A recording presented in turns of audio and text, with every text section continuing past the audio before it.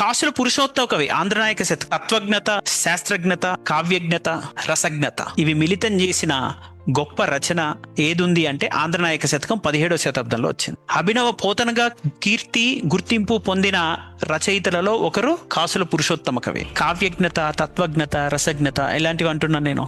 మనం చెప్పాము ఇందాకే పోతన విశిష్టాద్వైత సిద్ధాంతాలు ఉన్నాయి, అందులో రసపోషణ ఉంది, హాస్యం ఉంది, శబ్దాలంకార వైచిత్ర్యం ఉంది.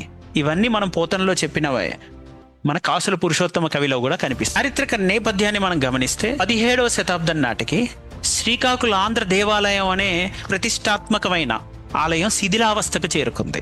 ఏంటి దానికి ఉన్నటువంటి ప్రతిష్టాత్మకత అంటే, అందులో ఆది దైవంగా కృష్ణా జిల్లాలో ఉన్న శ్రీకాకుళం అనే గ్రామానికి చెందినటువంటి ఆంధ్ర విష్ణువు ఆది దైవంగా గుర్తింపు పొందాడు. అలా కీర్తిస్తూ ఉన్నారు. ఆ శ్రీకాకుళ ఆంధ్ర మహావిష్ణువుకే అంకితం ఇచ్చిన గ్రంథం ఆముక్తమాల్యద కృష్ణదేవరాయలు రచించాడు.